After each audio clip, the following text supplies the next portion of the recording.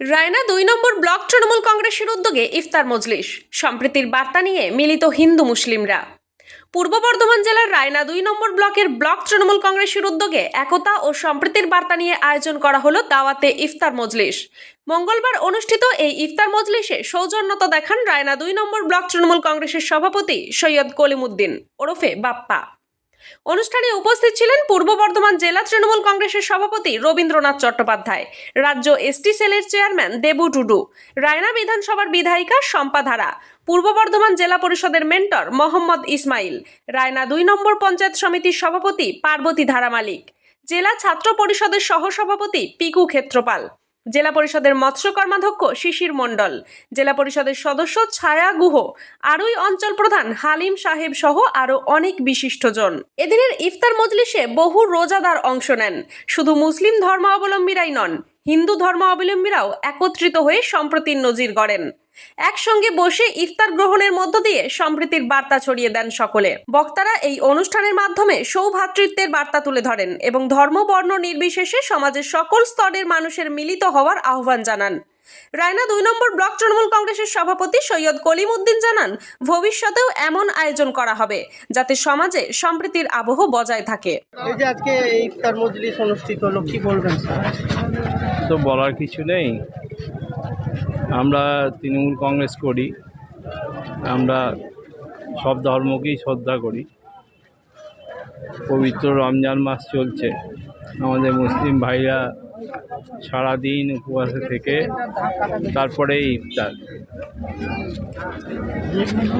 রায়না ২ নম্বর block Trinamool কংগ্রেসের পক্ষ থেকে সেই ইফতার মজলিসে আয়োজন করা হয়েছে। ধর্ম নিয়ে বিভিন্ন সময় রাজনীতি চলে, যেখানে এত মানুষ এই ইফতার মজলিসে উপস্থিত হচ্ছে জাতি ধর্ম নির্বিশেষে, সেখানে কি মনে হয় কোথাও আর ধর্ম নিয়ে রাজনীতি চলবে? যারা ধর্ম নিয়ে রাজনীতি করে তারা মানুষ থেকে বিচ্যুত হয়ে গেছে। আজকে কোথায় এই দাওয়াত ইফতারের আয়োজন করা হলো এবং কারা কারা উপস্থিত ছিলেন? আমাদের আলমপুর মাধবদী তৃণমূল কংগ্রেস কার্যালয়ের সামনে আমাদের যে মাঠ আছে সেখানে আমাদের আজকে দাওয়াত ইফতার মজলিস আমাদের অনুষ্ঠিত হলো। আমার এখানে উপস্থিত ছিলেন আমাদের পূর্ব বর্ধমান জেলার অভিভাবক তথা বর্ষিয়ান নেতা, কাটোয়া বিধানসভার সম্মানীয় বিধায়ক মাননীয় রবীন্দ্রনাথ চট্টোপাধ্যায় মহাশয়। উপস্থিত ছিলেন আমাদের রায়নার ভূমিপুত্র, আমাদের সুদক্ষ প্রশাসক, আমাদের গ্রাম পঞ্চায়েত ও গ্রাম উন্নয়ন দপ্তরে এবং সমবায়ের মন্ত্রী মাননীয় প্রদীপ মজুমদার মহাশয়। উপস্থিত ছিলেন আমাদের সম্মানীয় বিধায়িকা শম্পা ধারা আরম্ভ করে আমাদের ভাই সাদ্দাম থেকে আমাদের প্রধান উপপ্রধান অঞ্চল সভাপতি এবং এলাকার প্রত্যেকটা অঞ্চলের নেতৃত্ব, ব্লকের নেতৃত্ব, জেলা পরিষদের কর্মাধ্যক্ষ মেম্বার এবং আমাদের এলাকার যারা রোজাদার প্রত্যেকে এখানে উপস্থিত ছিলেন এই দাওয়াত ইফতারে। যে কতজন মানুষ একসঙ্গে একই ছাদের তলায় আজকে? আমরা প্রায় ১,০০০ জনের আয়োজন করেছিলাম। হ্যাঁ, ১,০০০ জনের আয়োজন আমরা একটা করেছিলাম, কিন্তু তার চেয়েও আমাদের কাছে আছে আরও বেশি মানুষ হয়েছে।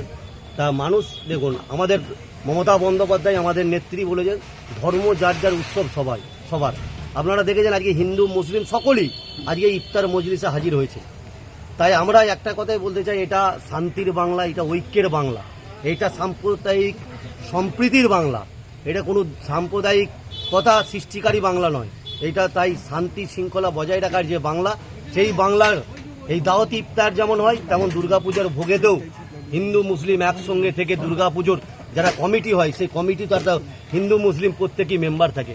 সেই সাম্প্রদায়িক সম্প্রীতিকে বজায় রাখার জন্য আমাদের জননেত্রী মমতা বন্দ্যোপাধ্যায়ের নির্দেশ এবং আমাদের নেতা অভিষেক বন্দ্যোপাধ্যায়ের নির্দেশে আমরা ব্লকে ব্লকে আমাদের এই দাওয়াতি ইফতার মজলিস চলছে।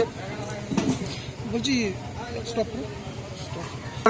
দাদা, দেখা যাচ্ছে যে এখন যারা যেখানেই দাওয়াতি ইফতার হচ্ছে এবং প্রশাসনিক বৈঠক হচ্ছে, সেখানে ইমাম সাহেবদেরকে এবং রোজাদার মানুষদেরকে বার্তা দেওয়া হচ্ছে যে যেন বলা হয় যে মসজিদ থেকে সেফ ড্রাইভ বলা। অবশ্যই এটা আমার একজন মানে একটা মানুষ হিসেবে একটা উচিত যে প্রত্যেক সমাজে প্রত্যেকটা মানুষকে স্তরে তাকে সচেতন করা।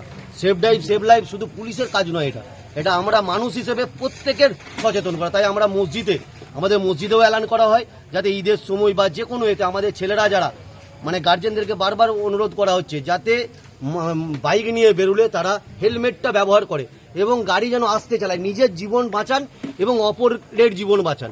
আমার জন্য যেন কারোর ক্ষতি না হয়, এটা আমাকে প্রথম মাথায় নিতে হবে, এবং আপনার জন্য আপনার পরিবারের ক্ষতি যেন না হয়, এর জন্যই save drive save life.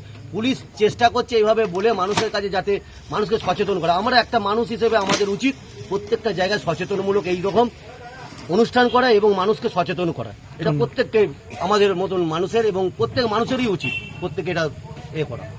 Raina থেকে কৃষ্ণ সাহার রিপোর্ট,